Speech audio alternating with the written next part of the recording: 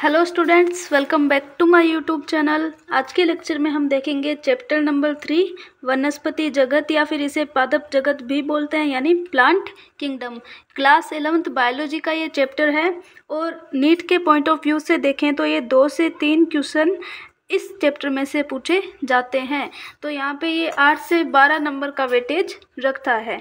तो चलिए स्टार्ट करते हैं। सबसे पहले है कि इसमें जो आर.एच. व्हाइटेकर था, इससे पहले वाला चैप्टर मैंने बायोलॉजिकल क्लासिफिकेशन पढ़ाया था, उसमें मैंने बताया था कि आर.एच. व्हाइटेकर ने 5 जगत प्रणाली दी थी।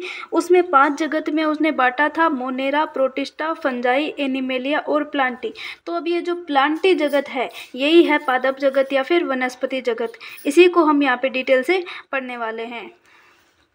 तो स्टार्टिंग में क्या था कि जो फंजाई था, कवक, मोनेरा, प्रोटिस्टा वर्ग के सदस्य जिनमें कोशिका भित्ति होती थी, अब वो सारे प्लांटी वर्ग से निकाल दिए गए हैं। यानी प्लांटी वर्ग से निकाल के इनको पहले तो सभी को यहाँ पे जो पादप जगत के अंदर रखा गया था, किसको?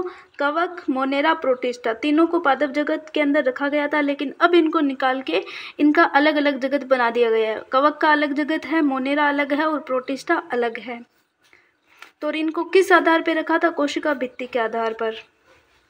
यद्यपि वे पहले दिए गए वर्गीकरण के अनुसार एक ही जगत में होते थे, पहले सारे प्लांटी जगत में थे, इसलिए जो साइनोबैक्टीरिया है जिन्हें नील हरित शैवाल कहते हैं, वो अब शैवाल नहीं है, वो आता है मोनेरा के अंदर।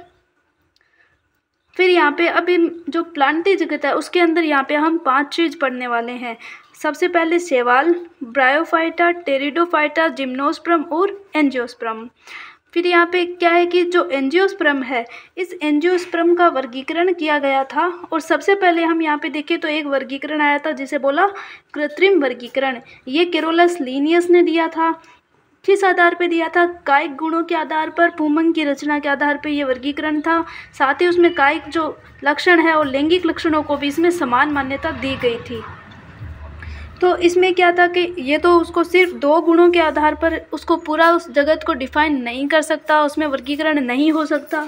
इसीलिए बाद में यहाँ पे एक नया वर्गीकरण आया, उसका नाम था प्राकृतिक वर्गीकरण। इसमें क्या किया कि इसमें जो प्राकृतिक संबंध थे, साथ में जो बाह्य गुण और उसके साथ में भीतरी गुण जिसमें आते हैं परागकण रचना, शारीर, भ्रूण विज्ञान, पादप रसायन, इनके आधार पर ये जो प्राकृतिक वर्गीकरण है इसको विकसित किया गया था।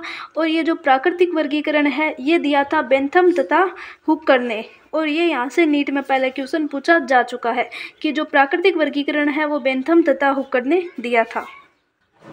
प्राकृतिक वर्गीकरण के बाद में एक नया वर्गीकरण आया जिसे बोला गया जातिवर्तीय वर्गीकरण या फिर आनुवंशिक वर्गीकरण इसे बोला जाता है।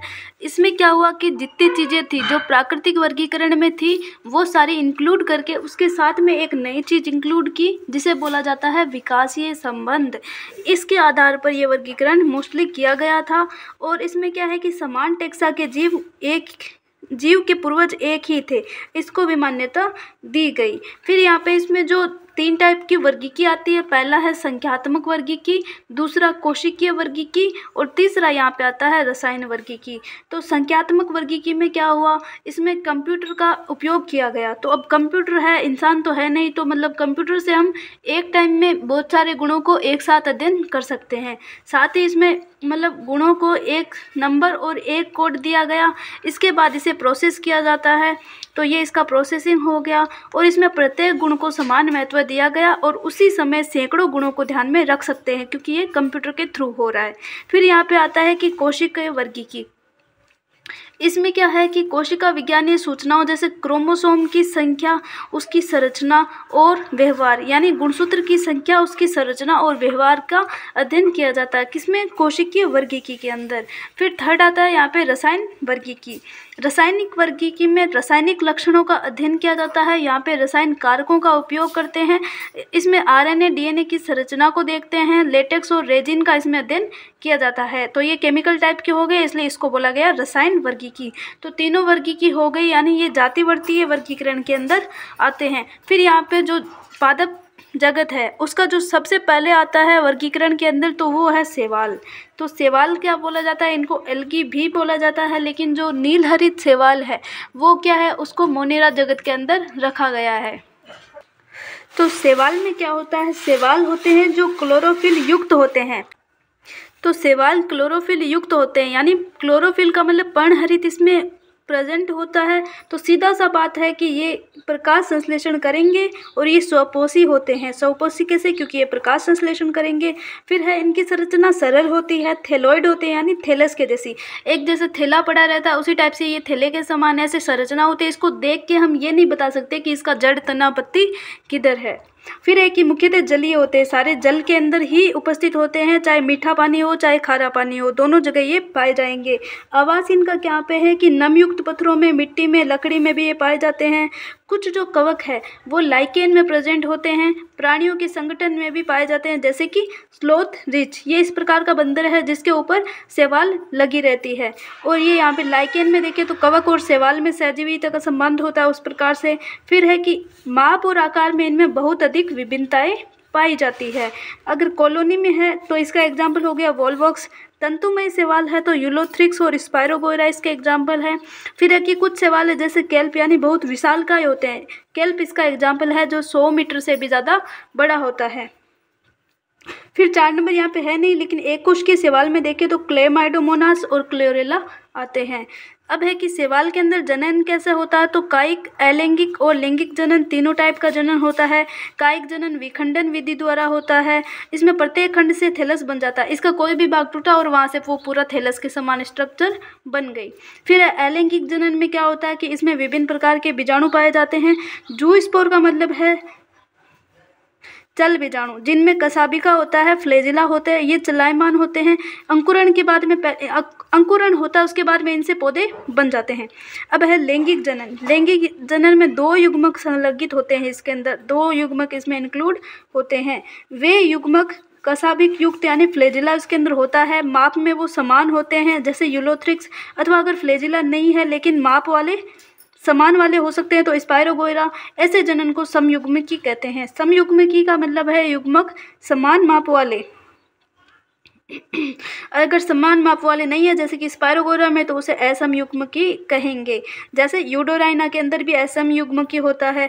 फिर है कि कुछ स्पीसीज उनके अंदर विषम युग्मकी, कुछ स्पीसीज उनके अंदर विषम युग्मकी लैंगिक जनन में एक तो मतलब जो एक बड़ा अचल मादा युग्मक होगा, लेकिन साथ में एक छोटा चलायमान नर युग्मक चलायमान, मादा युग्मक अचल।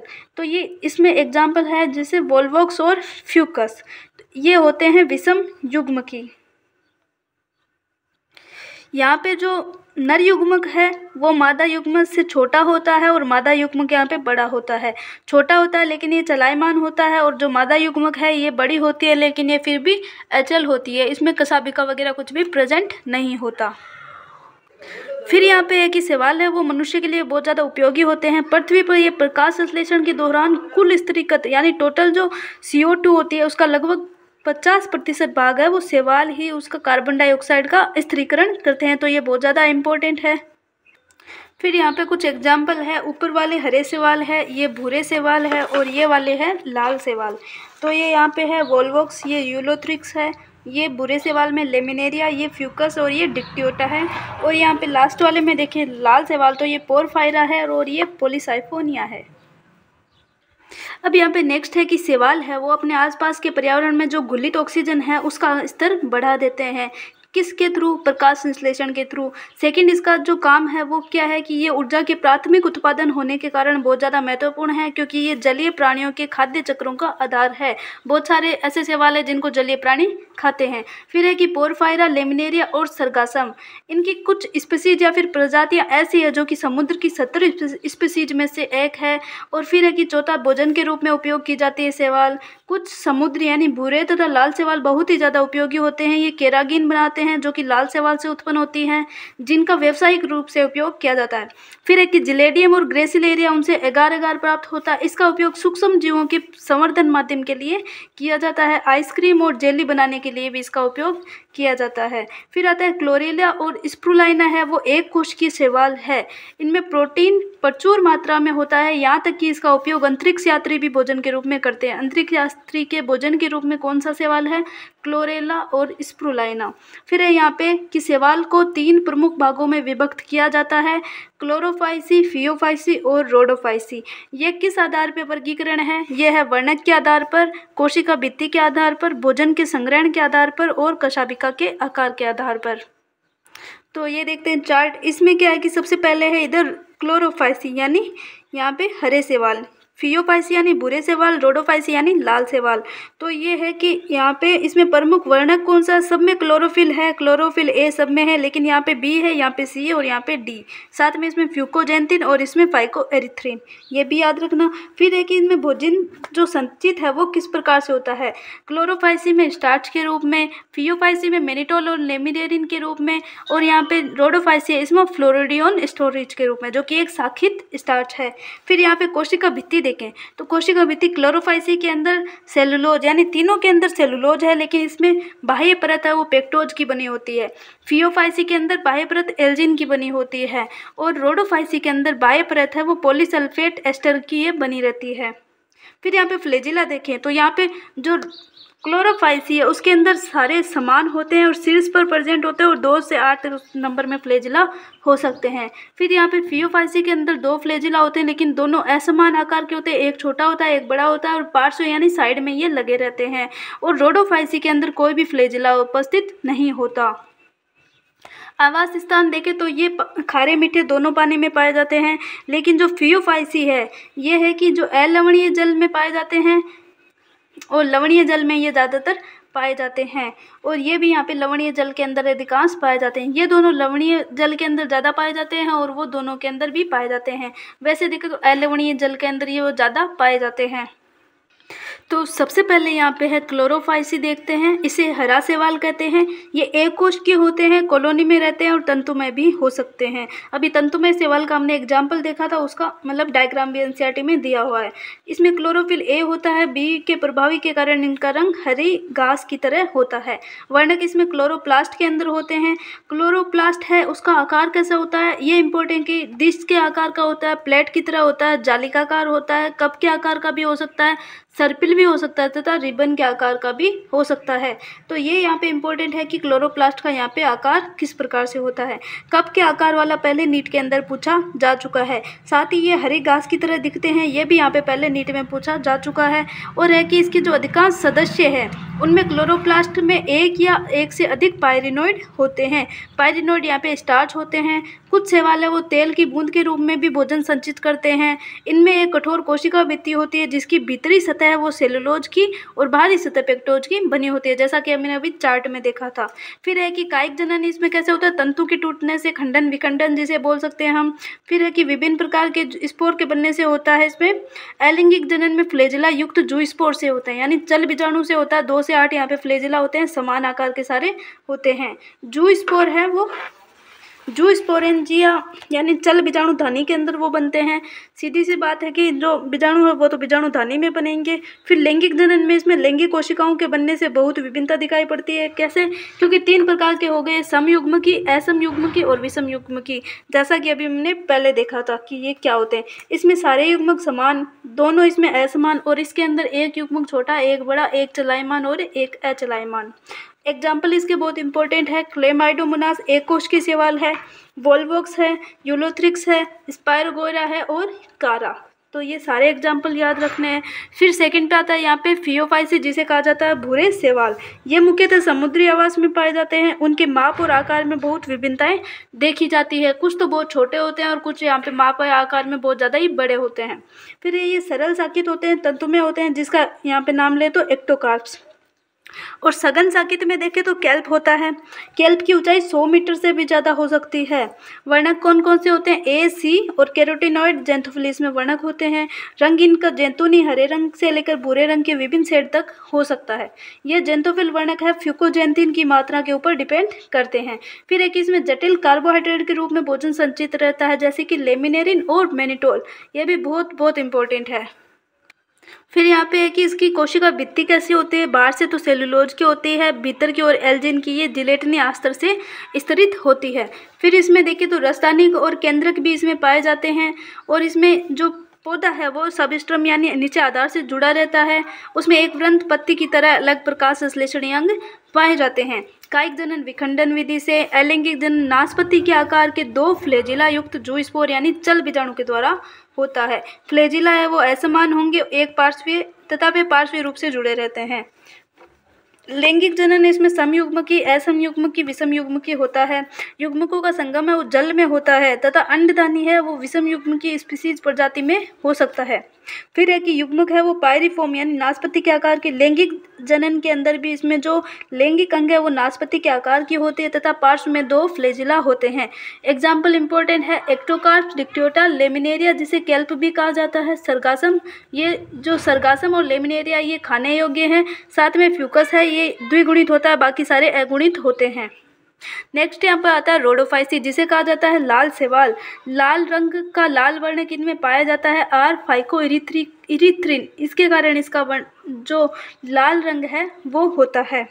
फिर ये समुद्र में पाए जाते हैं। बहुलता है समुद्र के गर्म क्षेत्रों में भी पाए जाते हैं और सतह के ऊपर भी पाए जाते हैं और समुद्र की गहराई में भी पाए जाते हैं। तो सतह के ऊपर ज़्यादा प्रकाश होगा, गहराई में कम प्रकाश होगा। नेक्स्ट यहाँ पे है कि जो इनका जो थैलस है वो अधिकांशतः बहुकोशिकीय होते हैं। भोजन इनका फ्लोरिडीन स्टार्च के रूप में संचित रहता है, जो कि यहाँ पे स्टार्च की रचना एमाइलोप्रोटीन और ग्लाइकोजन की तरह होती है। कायिक जनन विखंडन विधि से, अलैंगिक जनन अचल बीजाणु या फिर एप्लेनोस्पोर जिसे बोला जाता है अचल बीजाणु से होता है। लैंगिक जनन है वो भी अचल बीजाणु से या फिर अचल युग्मकों के द्वारा होता है, क्योंकि इसमें फ्लैजिला नहीं पाया जाता। अब है कि लैंगिक जनन विषम युग्मकीय होता है यानी अंड युग्मकीय होता है। एक है वो बड़ा होगा, एक छोटा होगा। जो छोटा होगा वो चलायमान यानी ये नर युग्मक और ये वाला मादा युग्मक। फिर यहाँ पे इसके कुछ एग्जाम्पल है पॉलीसाइपोनिया, ग्रेसिलेरिया, पोरफायरा और जिलेडियम। ये वाले एग्जाम्पल सारे याद रखने हैं। इसमें जो पोरफायरा है वो खाने योग्य शैवाल है। ब्रायोफाइटा नेक्स्ट है। ब्रायोफाइटा को कहा जाता है पादप जगत के उभयचर, क्योंकि ये रहते तो स्थलीय हैं लेकिन ये इनको लैंगिक जनन के लिए जल पर ये निर्भर रहते हैं, इसलिए इनको पादप जगत का उभयचर भी कहा जाता है। फिर है कि इसके अंदर मोस और लिवरवोर्ट आते हैं। इसे एम्ब्रियोफाइटा भी कहते हैं क्योंकि इसके अंदर भ्रूण का विकास होता है। फिर है कि ये प्रथम असंवहनीय स्थलीय पादप होते हैं, यानी प्रथम ये पहले शैवाल पड़ा वो तो जल के अंदर थे लेकिन ये स्थल पर भी पाए जाते हैं, इसलिए इनको कहा जाता है प्रथम असंवहनीय स्थलीय पादप। शैवाल ही असंवहनीय होते हैं क्योंकि जाइलम और फ्लोएम उसके अंदर नहीं होता है। फिर है कि ये प्रकाश संश्लेषी स्वपोषी होते हैं। ब्रायोफाइटा की स्टडी को ब्रायोलॉजी कहते हैं। फिर यहाँ पे कुछ यहाँ पे दिए गए हैं कि पहले तो ये ब्रायोफाइटा के एग्जाम्पल है लिवरवोर्ट के दोनों। फिर यहाँ पे दूसरे वाले हैं वो फ्यूनेरिया तथा ये वाला है स्पेगनम का एग्जाम्पल। ये मार्केंशिया है जो कि ये मादा मार्केंशिया है और ये नर मार्केंशिया है। तो इसके अंदर ये भी है कि इस ऊपर वाली जो संरचना है वो बीजाणुद्भिद है 2N है और नीचे वाली यहाँ पे युग्मकोद्भिद है। सीधा बोले तो यहाँ पे जो प्रभावी अवस्था है वो युग्मकोद्भिद है। फिर यहाँ पे है कि लैंगिक जनन के लिए इनको जल पे निर्भर रहना पड़ता है, इसीलिए तो इनको उभयचर कहा जाता है। फिर है कि प्राय नम सीलन आर्द्र जगह में और छायादार स्थानों पर ये पाए जाते हैं। ये अनुक्रमण में भी महत्वपूर्ण भूमिका निभाते हैं। अब ये अनुक्रमण क्या है? सक्सेशन यानी इसका मतलब है कि जहाँ पे कोई भी खाली जगह खाली जमीन ऐसे पड़ी है तो सबसे पहले वहाँ पे जो विकसित होने वाली प्रजाति है वो ब्रायोफाइटा ही होती है। ब्रायोफाइटा और शैवाल ही वहाँ पे आएंगे, उसके बाद ही वहाँ पे दूसरे पादप वहाँ पे उत्पन्न हो सकते हैं या फिर दूसरे पादप यहाँ पे जिंदा रह सकते हैं।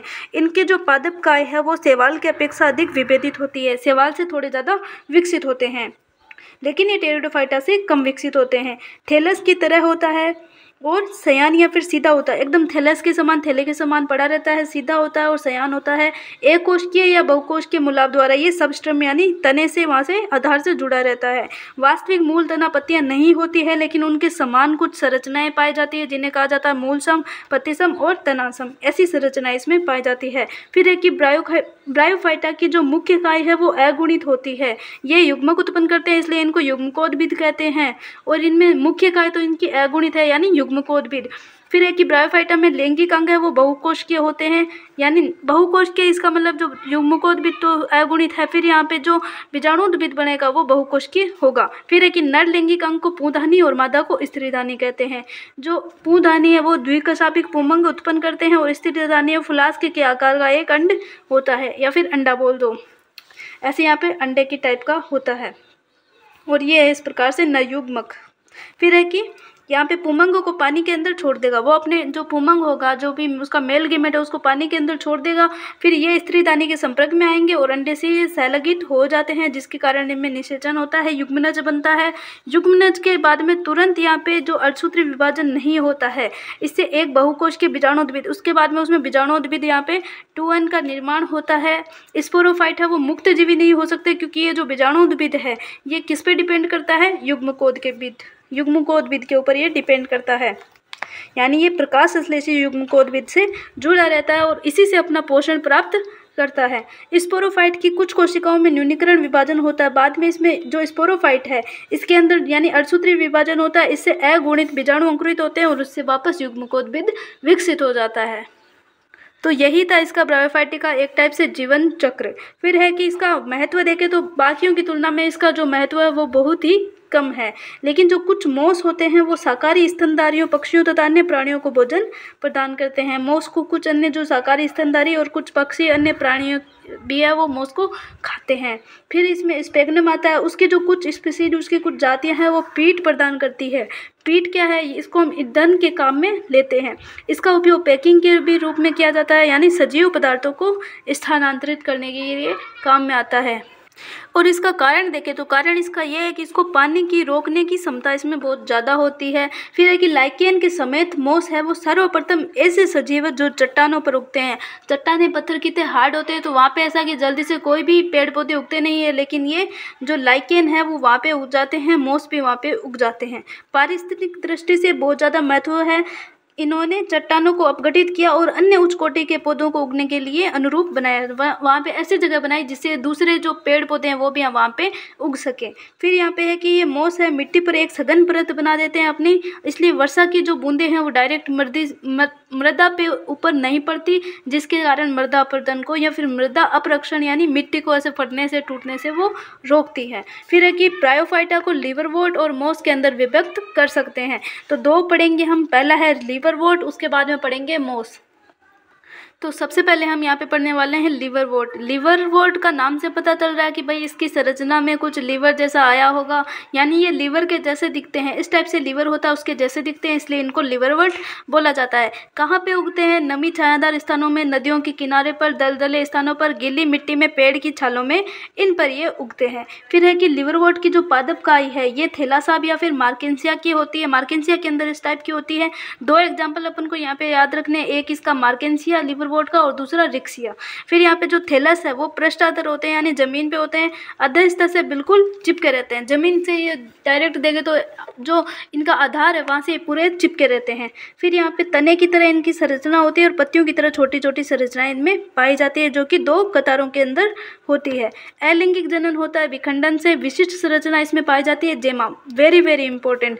जेमा किस प्रकार की होती है, ये 8 के समान संरचना होती है, कप की समान संरचना होती है, बहुकोश की होती है, हरे रंग की ये संरचना होती है। जैसा कि यहाँ पे है कि जेमा है वो हरी बहुकोश के अलैंगिक कलियां हैं। ये छोटे छोटे पात्रों जिन्हें जेमा कप कहा जाता है, जेमा है वो जेमा कप के अंदर स्थित होती है। ये अपने जो पैतृक पादप है, पेरेंट जो इसका प्लांट है उससे अलग हो जाती है और जहाँ पे वो जाती है वहाँ पे नया पादप उग जाता है। लैंगिक जनन इसमें कैसे होता है, नर और मादा है वो लैंगिक अंग या तो उसी थैलस पर या फिर दूसरे थैलस के ऊपर लैंगिक अंग बनते हैं। स्पोरोफाइट में क्या होता है, एक पाद, एक सिट्टा और कैप्सूल होता है, जो कि मार्केंसिया में होता है, जैसा कि अभी पीछे एग्जाम्पल भी दिखाया हुआ है। मियोसिस में होता है, उसके बाद में कैप्सूल में स्पोर बनते हैं यानी बीजाणु बनते हैं। ये स्पोर यानी बीजाणु में अंकुरण होने से युग्मकोद्भिद बन जाता है। फिर आता है मोस। मोस में क्या है कि मोस के अंदर इसका जीवन चक्र देखें तो प्रभावी अवस्था यहाँ पे युग्मकोद्भिद है, जिसकी दो अवस्थाएं होती है। पहली अवस्था को बोला जाता है प्रोटोनिमा अवस्था और दूसरी यहाँ पे होती है जो लीफ साइकिल या फिर लीफ लाइक स्ट्रक्चर होती है, पत्ती की तरह होती है। तो पहली अवस्था वो प्रथम तंतु अवस्था होती है, जिसमें क्या है स्पोर से बनता है। इसमें ये विसर्पी होता है यानी रेंगती हुई संरचना जैसी दिखती है, हरा होता है, साकित होता है, प्राय तंतु में ये होता है, तभी इसको प्रथम तंतु बोला गया। और यहाँ पे देखें तो इसकी जो दूसरी अवस्था वो पत्ती की जैसी होती है, जो प्रथम तंतु से पार्श्वी कली के, जो पहला तंतु था उससे पार्श्वी यानी साइड की कोई कली के रूप में उत्पन्न होती है। इसमें एक सीधा पतला सा तना होता है जिस पर सर्पिल रूप से पत्तियां लगी रहती हैं। पत्तियों का लगने का क्रम में यहाँ पे सर्पिल रूप से पत्तियां लगी रहती है। ये बहुकोशिकीय होते हैं, शाखित मूलाप द्वारा मिट्टी से जुड़ी रहती है। इस अवस्था के अंदर इसमें लैंगिक अंग विकसित होते हैं। किस अवस्था के अंदर? युग्मकोद्भिद अवस्था के अंदर। फिर यहाँ पे इसमें है कि जो कायिक जनन है वो यहाँ पे द्वितीय प्रथम तंतु के विखंडन से या फिर मुकुलन से होता है। लैंगिक जनन में लैंगिक अंग पुंधानी, स्त्रीदानी जो उसकी पत्ती है उसकी परहों की चोटी के ऊपर पाए जाते हैं। निषेचन के बाद में इसमें युग्मनज से स्पोरोफाइट विकसित होता है। पहले युग्मकोद्भिद था, फिर स्पोरोफाइट बना। उसके बाद में इसमें 5 सिट्टा तथा कैप्सूल, इनमें ये विभक्त हो जाता है। मोस के अंदर क्या होता है? जो स्पोरोफाइट है वो लिवरवॉर्ट की अपेक्षा ज़्यादा विकसित होता है। इसके कैप्सूल में स्पोर होते हैं। मियोसिस के बाद में स्पोर बनते हैं। मोस में जो स्पोर विकिरण की बहुत विस्तृत प्रणाली होती है। इसके जो एग्जाम्पल है वो है फ्यूनेरिया, पॉलीट्राइकम और स्फेग्नम। नेक्स्ट यहाँ पे आता है टेरिडोफाइटा। तो टेरिडोफाइटा ऐसे हैं शैवाल जो कि सजावट के अंदर बहुत ज़्यादा ही काम में आते हैं। सॉरी, ये शैवाल नहीं है, टेरिडोफाइटा अलग है वर्गीकरण में। तो टेरिडोफाइटा का उपयोग मोस्टली सजावट के रूप में किया जाता है। और इनमें क्या है कि ये स्थल पर उगने वाले सबसे पहले पौधे हैं। इतनी देर हमने जो पढ़ा था वो ऐसा था कि या तो मतलब उभयचर जिसे बोल रहे थे या फिर वो पूरे जल में पाए जाते थे।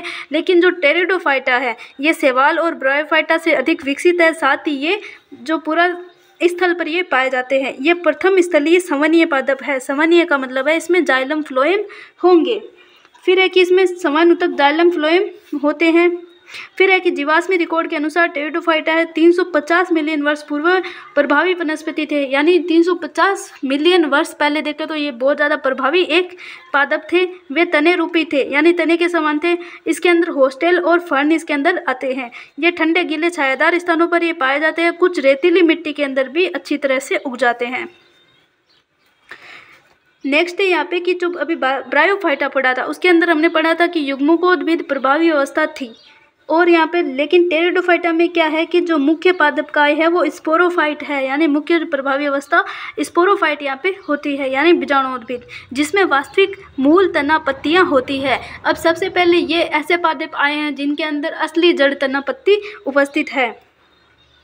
फिर इनमें सुस्पष्ट संवन उत्तक भी होते हैं। टेरिडोफाइटा के अंदर जो पत्तियां हैं 2 प्रकार की यहाँ पे पत्तियां देख रहे हैं, लघुपर्ण यानी छोटी पत्तियां और वृहदपर्ण यानी बड़ी पत्तियां। इसका एग्जाम्पल है सिलेजिनेला और यहाँ पे जो वृहदपर्ण है उसका एग्जाम्पल है फर्न। फिर है कि स्पोरोफाइट है, उसमें बीजाणुधानी होती है जो कि पत्ती की तरह के बीजाणुपर्ण पर लगी रहती है। एक पत्ती के जैसा बीजाणुपर्ण होता है, उसके ऊपर जो स्पोरोफाइट है वो लगे रहते हैं।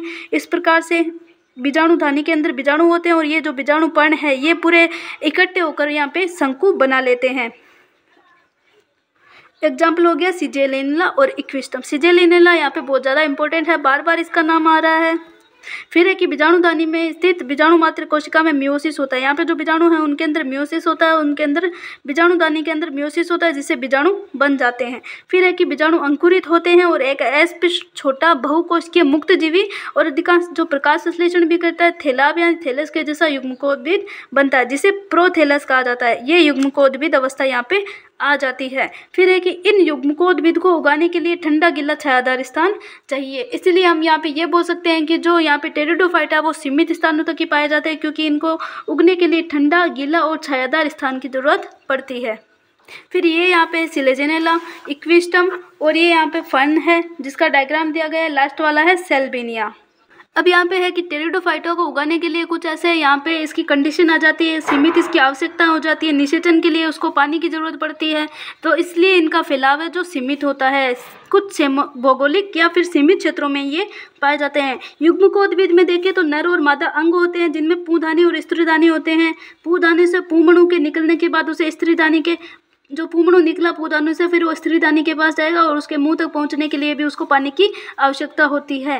स्त्रीदानी में जो स्थित अंडा है उससे नर युग्मक का संलग्न हो जाता है जिससे युग्मनज यानी जायगोट बनता है। उसके बाद युग्मनज बहुकोशिकीय सुस्पष्ट स्पोरोफाइट बन जाते हैं। फिर है कि टेरिडोफाइटा की जो प्रभावी अवस्था कौन सी है यहाँ पे स्पोरोफाइट यानी बीजाणुउद्भिद। फिर है यद्यपि अधिकांश टेरिडोफाइटा के अंदर क्या होता है जहाँ स्पोर एक ही प्रकार के होते हैं उन पौधों को समबीजाणु कहते हैं। ये हमने पढ़ा था, ये समबीजाणु के अकॉर्डिंग था कि दोनों समान आकार के बीजाणु थे, उनमें अगर यहाँ पे निषेचन इस प्रकार से हो रहा था तो उसे हम यहाँ पे बोलेंगे समबीजाणु। लेकिन इसमें क्या है कि एक सिलेजिनेला और साल्विया 2 अलग है। उनमें क्या होते हैं, वृहद बड़े तथा लघु बीजाणु, दो प्रकार के स्पोर यानी दो प्रकार के यहाँ पे बीजाणु का उत्पन्न होते हैं। उनसे यहाँ पे जो भी अब यहाँ पे जो निषेचन होगा वो उसमें उसे कहेंगे हम विषम बीजाणु। तो वृहद बीजाणु मादा का होगा और छोटा बीजाणु वो नर का होगा। मादा तथा नर युग्मकोद्भिद से बन जाते हैं। ऐसे पौधों के अंदर जो मादा युग्मकोद्भिद है वो अपनी आवश्यकताओं की पूर्ति के लिए अब भी जो अपना पुराना वाला जो स्पोरोफाइट था उससे जुड़ा रहता है और उसी से पोषण प्राप्त करता है।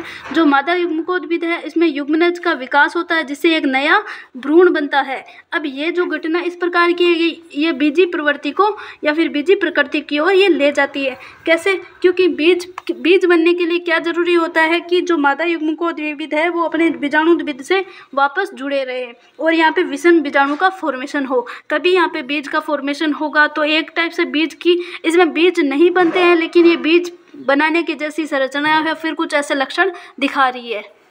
नेक्स्ट यहाँ पे इसमें है इसके एग्जाम्पल। तो इसमें 4 वर्ग क्लास होते हैं। किसमें? टेरिडोफाइटा में। पहला आता है साइलोप्सिडा, दूसरा है यहाँ पे लाइकोप्सिडा, तीसरा है यहाँ पे स्पिनोप्सिडा और चौथा है यहाँ पे टिरोप्सिडा।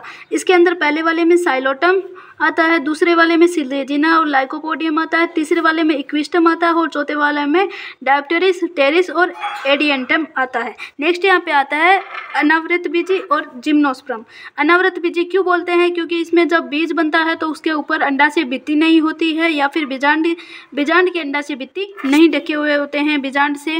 बीजांड के ऊपर अंडाशय भित्ति प्रेजेंट नहीं होती है, इसलिए इनको अनावृत बीजी कहते हैं। बीज के ऊपर कोई भी आवरण नहीं होता। तो जिम्नोस्पर्म है, जिम्नोस का मतलब अनावृत, स्पर्म का मतलब बीज, यानी बीज के ऊपर कोई भी आवरण नहीं। तो ऐसे पौधे हैं जिनमें बीजांड अंडाशय भित्ति से ढके हुए नहीं होते हैं। ये निषेचन से पहले तथा उसके बाद में भी बिना आवरण के ही रहते हैं। अब यहाँ पे क्या है कि जो जिम्नोस्पर्म है उसके अंदर मध्यम यानी मीडियम और जो लंबे हैं, बहुत ज़्यादा लंबे पेड़ है और साथ में झाड़ियाँ हैं वो आते हैं। यानी बहुत ज़्यादा छोटे पेड़ नहीं आते जो कि ज़मीन पे पड़े हैं बहुत छोटे हैं वो वाले नहीं आते, यानी पौधे इसके अंदर नहीं आते। इसमें झाड़ियाँ आती हैं, मध्यम और लंबे वृक्ष आते हैं। जिम्नोस्पर्म का सबसे लंबा पेड़ है वो है सिकुआ वृक्ष। ये बहुत ज़्यादा लंबा पेड़ है। इसके जो मूल है यानी जड़ है वो मूसला मूल होती है। कुछ इसमें जो जिनस की मूल कवक है उसके साथ सहयोग कर लेती है जिसे कहा जाता है कवक मूल। जैसे वो यहाँ पे होता है माइकोराइजा और यहाँ पे एग्जाम्पल पाइनस हो गया। नेक्स्ट यहाँ पे एक छोटी विशिष्ट प्रकार की मूल यानी जड़ें पाई जाती है जो कि नाइट्रोजन स्थिरीकरण वाले साइनोबैक्टीरिया के साथ सहयोग करती है। इन्हें कहा जाता है प्रवाल मूल। उदाहरण हो गया यहाँ पे साइकस। तने इसमें असाकित और साकित दो प्रकार के होते हैं। असाकित हो गए साइकस और साकित हो गए यहाँ पे पाइनस और सिड्रस। पत्तियों इनकी देखें तो सरल तथा संयुक्त होती है। ये असाकित और साकित वाले एग्जाम्पल में इसे यहाँ पे जो चूज द करेक्ट ऑप्शन वाले में से पहले नीट में क्वेश्चन आया हुआ है। फिर है यहाँ पे साइकस में पिच्छाकार पत्तियाँ होती है, कुछ वर्षों तक रहती है। जिम्नोस्पर्म जो पत्तियाँ हैं वो अधिक ताप नमी वायु को सहन कर सकती है। और यहाँ पे कारण भी इसका क्या है कि शंकुआकार पौधों के अंदर जो पत्तियां हैं वो सुई की तरह नुकीली होती है। इनकी पत्तियों का सतही क्षेत्रफल कम होता है, मोटी क्यूटिकल युक्त होती है, साथ में इसमें गतिक रंध्र यानी रंध्र भी इसमें ज़्यादा होते हैं। इन गुणों के कारण ये है कि ये पानी की हानि इनमें कम होती है, यानी अपना पानी पेड़ के अंदर ही रख सकते हैं जिससे ज़्यादा से ज़्यादा वाष्पोत्सर्जन कम हो। और ये विशेषता इनमें इसलिए ताकि वो पानी की हानि से बच सके। क्या क्या है? सतही क्षेत्रफल कम, मोटी क्यूटिकल, गतिरंधक और सुई के जैसी नुकीली पत्तियाँ। अब यहाँ पे क्या है कि जिम्नोस्पर्म है वो विषम बीजाणु होते हैं। विषम बीजाणु का मतलब यहाँ पे है कि इसके अंदर बीजाणु समान आकार के नहीं होते हैं। समान आकार के नहीं है और मतलब इसका मतलब ये कि बीजी प्रवृत्ति को दर्शाते हैं। इनमें बीज तभी तो बनेगा क्योंकि इसमें जो बीजाणु है वो समान आकार के नहीं है। पहले जो पढ़ा था यहाँ पे हमने ये जो टेरिडोफाइटा पढ़ा था, टेरिडोफाइटा में क्या था कि जो यहाँ पे थे सम बीजाणु और विषम बीजाणु दोनों प्रकार के थे, लेकिन यहाँ पे विषम बीजाणु के जिम्नोस्पर्म में होते हैं। फिर हमें इसमें अगुणित है वो लघु बीजाणु और वृहद बीजाणु दो प्रकार के होते हैं, एक छोटा और एक ये बड़ा। बीजाणुधानी में दो प्रकार के बीजाणु उत्पन्न होते हैं और ये बीजाणुधानी है वो बीजाणुपर्ण के ऊपर लगती है। बीजाणुपर्ण के ऊपर बीजाणुधानी होती है। बीजाणुधानु के अंदर बीजाणु बनते हैं। फिर यहाँ पे क्या होता है कि ये जो बीजाणुपर्ण है ये संघनित होकर शंकु बनाते हैं, यानी शंकुपर्ण बनाते हैं। शंकु होते हैं जिनके ऊपर बीजाणुपर्ण और लघु बीजाणुधानी होती है, जिन्हें लघु बीजाणुधानी या फिर नर शंकु कहते हैं। लघु बीजाणुपर्ण के ऊपर नर शंकु होता है और जो गुरु बीजाणु या फिर वृहद बीजाणु था उसके ऊपर है मादा शंकु। फिर यहाँ पे क्या होते हैं, नर शंकु के अंदर परागकण होते हैं, न्यूनीकृत नर है वो युग्मकोद्भिद को परागकण कहते हैं। परागकणों का विकास है वो लघु बीजाणुधानी के अंदर होता है। जिस शंकु के ऊपर गुरु बीजाणुपर्ण और गुरु बीजाणुधानी होते हैं उन्हें कहते हैं मादा शंकु या फिर गुरु बीजाणुधानिक। 2 प्रकार के नर है वो अथवा मादा है शंकु एक ही वृक्ष के ऊपर होते हैं। ये 2 प्रकार के होते हैं। अगर दोनों प्रकार के एक ही वृक्ष के ऊपर है जैसे कि पाइनस में, तथा अगर विभिन्न प्रकार के वृक्ष में है तो वो साइकस पे होंगे। अब है कि गुरु बीजाणु वह मातृकोशिका बीजांडकाय की एक कोशिका से विभेदित हो जाता है यानी अलग हो जाता है। बीजांडकाय है वो एक स्तर द्वारा सुरक्षित रहता है और इस सघन संरचना को यहाँ पे बीजांड कहते हैं। बीजांड गुरु बीजाणुपर्ण के ऊपर होते हैं, फिर ये एक गुच्छा बनाकर मादा शंकु बनाते हैं। गुरु बीजाणु है वो मातृकोशिका के अंदर मियोसिस के द्वारा 4 गुरु बीजाणु बन जाते हैं। तो गुरु बीजाणु 4 बनेंगे और गुरु बीजाणुधानी है वो जो बीजांडकाय है उसमें स्थित अकेला गुरु बीजाणु मादा युग्मकोद्भिद के अंदर विकसित होता है। इसमें 2 या 2 से अधिक स्त्रीधानी अथवा मादा जनन अंग होते हैं। बहुकोशिकीय मादा युग्मकोद्भिद भी गुरु बीजाणु में ही रह जाता है। फिर है कि जिम्नोस्पर्म के अंदर दोनों ही नर और मादा युग्मकोद्भिद ब्रायोफाइटा तथा टेरिडोफाइटा की तरह इसमें स्वतंत्र नहीं होते हैं, यानी ब्रायोफाइटा और टेरिडोफाइटा की तरह इसमें ये स्वतंत्र नहीं होंगे। इसमें जो ये युग्मकोद्भिद वाली प्रावस्था है उससे वो जुड़े रहेंगे। फिर है कि वे स्पोरोफाइट पर बीजाणुधानी में ही रहते हैं। बीजाणुधानी से परागकण निकलते हैं। ये गुरु बीजाणुपर्ण पर स्थित जो बीजांड है उसके छिद्र तक हवा की सहायता से उसके जो बीजांड के छिद्र है वहाँ तक ये जाते हैं परागकण। फिर ये परागकण से पराग नली बनती है और इसके अंदर नर युग्मक होता है।